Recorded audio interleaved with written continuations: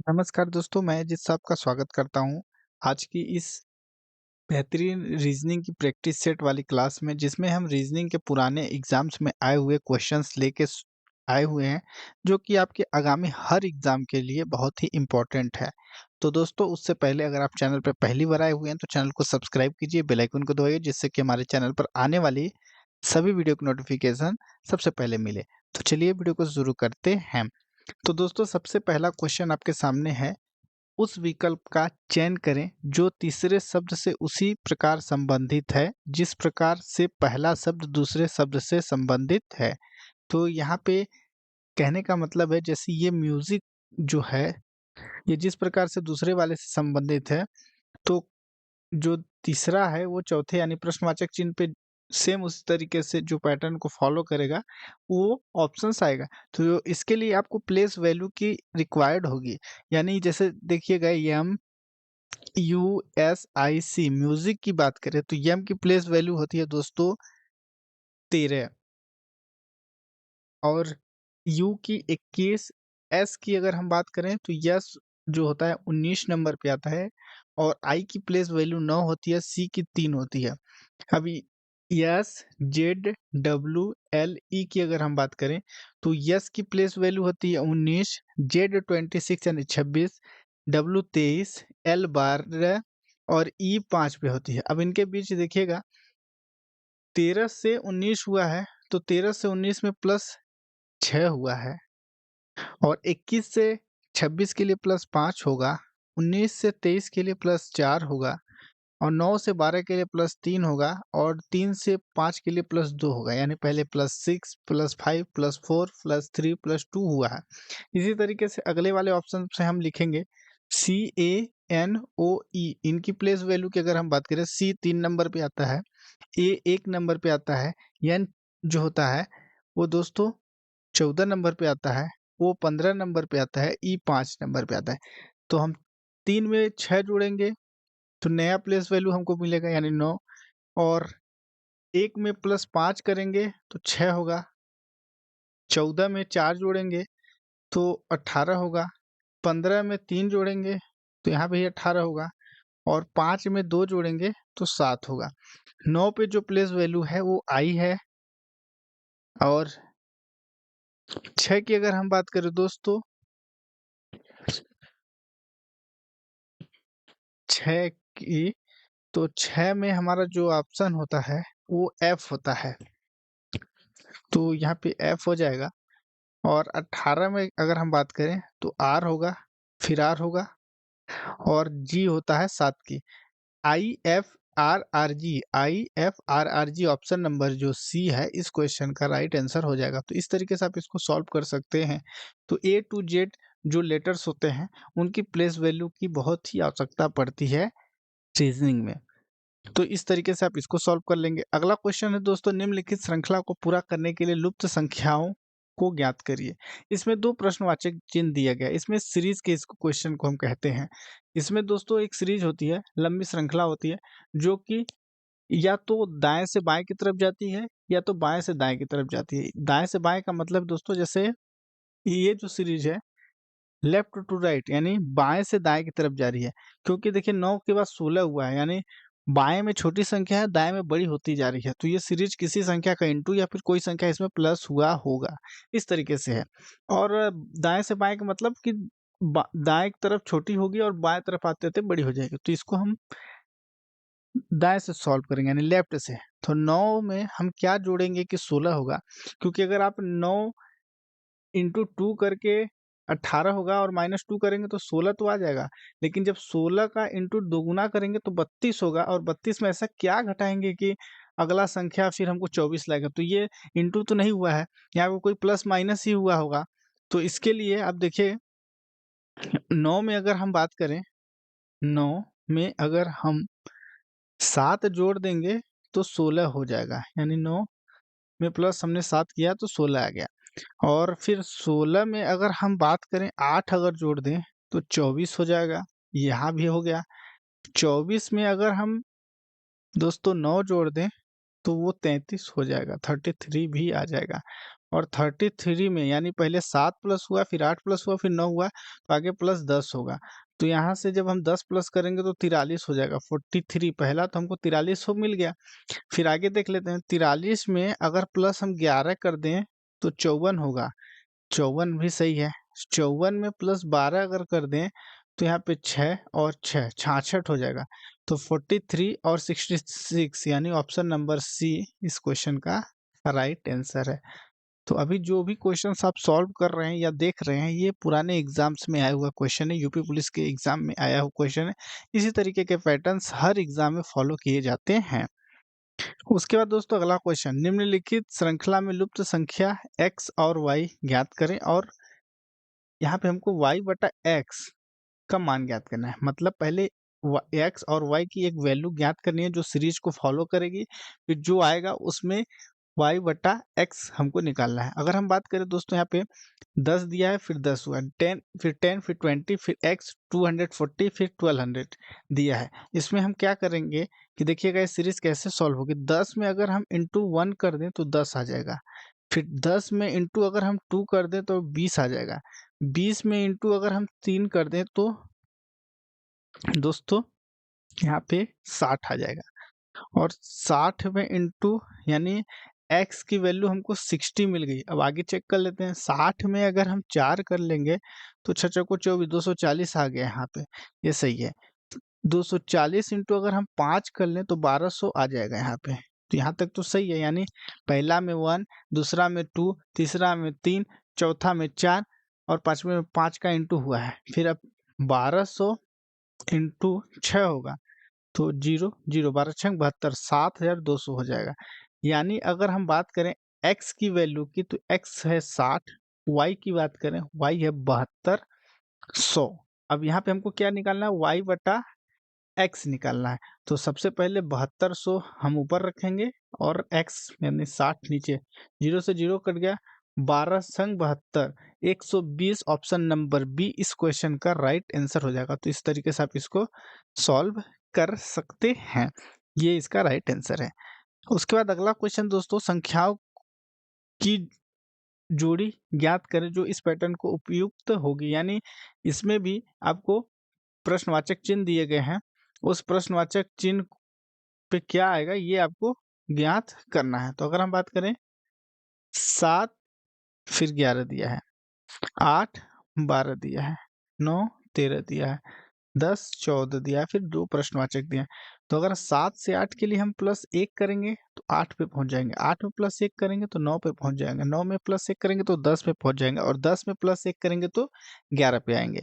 11 में प्लस 1 करेंगे तो 12 हुआ, और 12 में प्लस 1 हुआ तो 13 हुआ, 13 में प्लस 1 हुआ तो 14 हुआ, 14 में 1 प्लस करेंगे तो 15 होगा।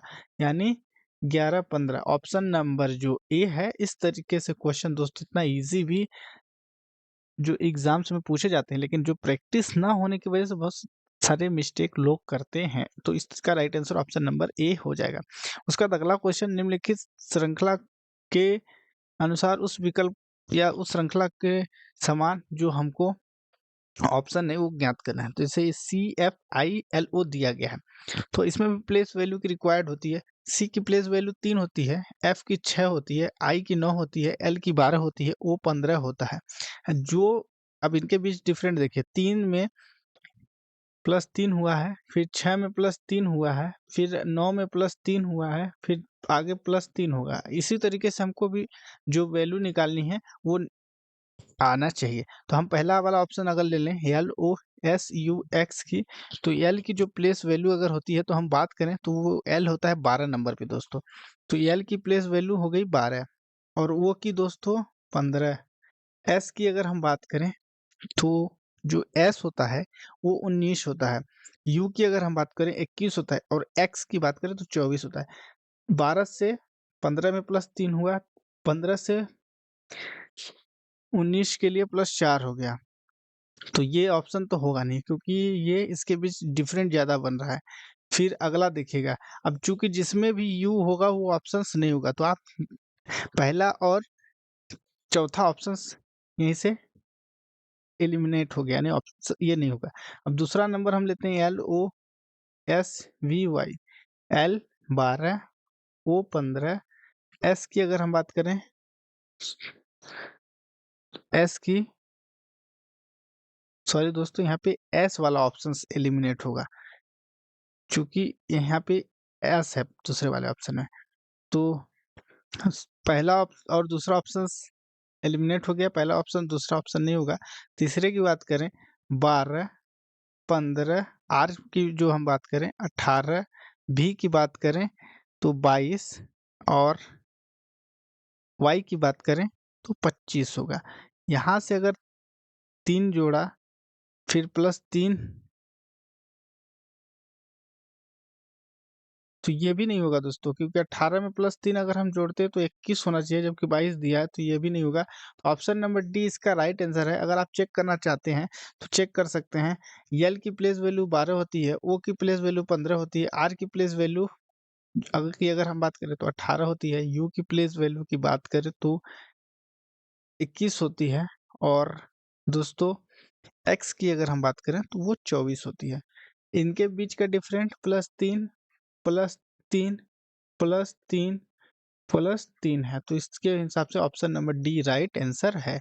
उसके बाद अगला क्वेश्चन इसमें कह रहा है विकल्पों में से उस कौन सा युग्म निम्नलिखित श्रृंखला को पूरा करेगा, ये आपको ज्ञात करना है। तो इसके लिए आपको करना क्या है दोस्तों, इसमें भी आपको प्लेस वैल्यू के अकॉर्डिंग इनका जो डिफरेंट होगा वो आपको ज्ञात करना है। तो अगर हम बात करें ए की, ये दोस्तों होता है 1 नंबर पे, ए 1 नंबर, ए की प्लेस वैल्यू 1 होती है, जेड की 26 होती है। फिर दोस्तों अगले वाले में वाई भी दिया है तो वाई 25 होता है और बी 2 नंबर पे आता है। अब आपको यहाँ पे एक चीज समझने वाली बात है, देखिएगा ए पहले दिया है तो अगले वाले में बी बाद में दिया है, जेड पहले दिया है तो अगले वाले में वाई पहले दे दिया है। अब अगले वाले में भी सेम वही चीज होगा, क्योंकि यहाँ पे वाई पहले आ गया है तो अब वो जो एक्स है वो बाद में चला जाएगा, यानी यहाँ पे 24 हो गया, और सी पहले आ जाएगा यानी 3 हो जाएगा। तो सी एक्स वाले ऑप्शंस होंगे तो दोस्तों सी और डी नहीं होगा, क्योंकि सी बाद में चला गया है। अब दोस्तों डब्लू की बात करें तो डब्लू जो होता है वो 23 नंबर पे आता है, और डी की बात करें तो वो 4 नंबर पे आता है। अब चूंकि डी बाद में चला गया तो ई पहले आएगा, और 22 नंबर पे दोस्तों भी होता है, तो 22 और 5। तो इसका राइट आंसर की अगर हम बात करें तो सी एक्स ई भी option number B right answer हो जाएगा। उसके बाद अगला क्वेश्चन कह रहा है एक सुबह एक्स ने सूरज की ओर चलना शुरू किया, फिर दाईं तरफ मुड़ता है, फिर लगातार 2 बार मुड़ता है, और वह अब किस दिशा में चल रहा है। तो इसके लिए आप सबसे पहले अगर हम बात करें दिशाओं की, तो मुख्य रूप से दिशा इस तरीके से आप जब भी सॉल्व करें फिगर बना लें। देखिए ये कह रहा है इधर होता है दोस्तों ईस्ट, ईस्ट को हम पूरब कहते हैं, वेस्ट, वेस्ट को हम पश्चिम कहते हैं, नॉर्थ उत्तर, और साउथ दक्षिण। ये दिशा हो गई, 4 दिशा आपने देख लिया। वैसे मूल रूप से दिशाएं तो बहुत सारी होती हैं, लेकिन मेन मेजर दिशा 4 ही मान के चलिए। यहाँ कह रहा है एक सुबह एक्स सूरज की ओर चलता है, यहाँ पे एक्स एक बिंदु है, सूरज की तरफ मतलब पूरब की तरफ से सूरज आता है, तो इधर से ये पूरब की तरफ चला, यहाँ से स्टार्ट किया, इधर की दिशा में ये गया, चलता है, फिर दाईं मुड़ता है। चूंकि दोस्तों कोई अगर इधर से चला इधर से, तो उसका दायां इधर आएगा, ये दायां हो गया, इधर वो मुड़ा, दाईं तरफ मुड़ता है, फिर लगातार 2 बार मुड़ता है। 2 बार का मतलब ये कि लगातार 2 बार मुड़ता है, तो कोई दिशा स्पेसिफिक नहीं दिया, लेकिन हम इसको लेके चलेंगे। यहाँ पे कह रहा है ना, फिर दाईं तरफ मुड़ता है, फिर लगातार 2 बार मुड़ता है, तो फिर लगातार 2 बार दाईं ओर ही उड़ेगा मुड़ेगा। तो इधर से जब कोई व्यक्ति चला तो उसका दायां इधर हुआ, अब इधर से जब कोई चलेगा इधर से, तो वो जब टर्न लेगा तो उसका दायां इध इस साइड होगा, इधर वो मुड़ेगा फिर। हाँ, चूँकि जब कोई इधर मुड़ेगा तो उसका दायाँ इधर होगा। अब ये इ इस इतने पे आके रुक गया, क्योंकि जब पहले यहाँ से चलना स्टार्ट किया, इधर आया, फिर उसका दायाँ इधर हुआ, फिर अपने दाएँ से इधर मुड़ा, फिर अगला दायाँ इधर हुआ। इस तरीके से वो मुड़ा है। अब ये कह रहा है कि वह किस दिशा में चल रहा है? चूँकि वो पूरब दिशा में स्टार्ट किया, पूरब से दक्षिण आया, दक्षिण से वो पश्चिम की तरफ गया, अब पश्चिम से उत्तर की तरफ जा रहा है, तो उसका ऑप्शन नंबर ए उत्तर की दिशा में चल रहा है। Right answer option number A हो जाएगा। उसके बाद अगला क्वेश्चंस और इस वीडियो का, इस प्रैक्टिस सेट का लास्ट क्वेश्चन। उससे पहले अभी तक आप चैनल को सब्सक्राइब नहीं किया है तो सब्सक्राइब कर लीजिए, वीडियो को एक लाइक ज़रूर करिए। तो चलिए अगला और लास्ट क्वेश्चन कह रहा है, एक बच्चा अपने पिता की तलाश करने के लिए पश्चिम में 90 फीट गया, फिर वह दाएं मुड़ा, आगे 20 फीट गया, उसके बाद दाएं मुड़ा और फिर 30 फीट जाने के बाद अपने चाचा के घर पहुंचता है। उसके बाद वहां पे उसके पिता नहीं थे, फिर वह दक्षिण में 100 फीट गया, अपने पिता से मिला, शुरुआती बिंदु से अब कितनी दूरी पर है वो आपको ज्ञात करना है। इसके लिए सबसे पहले दोस्तों करना क्या है, एक फिगर आपको फिर इसमें भी बनाना है। कह रहा है, एक बच्चा अपने पिता की तलाश में पश्चिम में 90 फीट गया, तो पश्चिम यानी अगर हम यहाँ पे वो व्यक्ति है, अब यहाँ ये उसका एक स्टार्टिंग पॉइंट है और पश्चिम इधर गया, तो इधर वो गया 90 फीट, 90 फीट गया, फिर वह दाएं मुड़ा। अब इधर से कोई चलेगा तो दाएं इधर उसका होगा, यहाँ जैसे मुड़ेगा तो इधर दायां होगा उसका, दाएं मुड़ा और आगे 20 फीट गया, तो ये 20 हो गया। उसके बाद वह दाएं मुड़ेगा, अब चूंकि इधर से कोई इधर जाएगा तो इधर दाएं मुड़ेगा, दाएं मुड़ा तो 30 फीट गया। जाने के बाद वो अपने चाचा के घर पहुंचता, उसके बाद वहां पे पिता नहीं होने के कारण वह दक्षिण में 100 फीट गया, तो ये इधर आएगा, दक्षिण चूंकि इधर होगा तो इधर 100 फीट हो गया। अब इसमें कह रहा है कि अपने पिता से मिला और शुरुआती बिंदु से अब कितनी दूरी पर है। देखिएगा, जब ये 20 है तो इधर का भी ये 20 होगा, और ये 30 है तो ये 30 हो गया। चूंकि ये पूरी लाइन जो थी 90 फीट थी, 90 में से 30 हम निकाल दिए तो 60, इधर की बची लाइन 60 है, और अब उसको और ये 20, इधर से ये जो पूरी लाइन 100 थी तो इधर 20 मिला, तो 100 में हम 20 माइनस कर दिए तो यहाँ पे हमको 80 हो गया। अब हमको इसमें पाइथागोरस प्रमेय लगाना होगा, लंब का, आधार का, और हमको अब ये दूरी निकालनी है, ये वाली। तो हम करेंगे क्या, 80 स्क्वायर प्लस 60 स्क्वायर, ये रूट का, ये हमको पाइथागोरस प्रमेय हम लगा रहे हैं। तो 80 का 2 बार निकालेंगे तो 6400 हो जाएगा, और 3600 हो जाएगा 60 का, ये रूट में हो जाएगा। इन सबको जोड़ेंगे तो हमारा यहाँ पे 10,000 देखने को मिल रहा है, और यहाँ से हम 100 बाहर निकलेगा, तो 100 फीट की दूरी पर प्रारंभिक बिंदु से वो व्यक्ति है। तो आई होप दोस्तों, वीडियो के माध्यम से जो भी प्रैक्टिस सेट के क्वेश्चन थे आपको लिए बहुत ही हेल्पफुल हुए होंगे, आगामी किसी भी एग्जाम के लिए बहुत इंपॉर्टेंट है। जो भी अब आपको प्रैक्टिस सेट मिल रही है ना, तो ये पुराने एग्जाम्स में आए हुए क्वेश्चन ही मिल रहे हैं। तो वीडियो को लाइक कीजिए, चैनल पर पहली बार आए हुए हैं तो चैनल को सब्सक्राइब कर लीजिए। तो धन्यवाद दोस्तों वीडियो को देखने के लिए।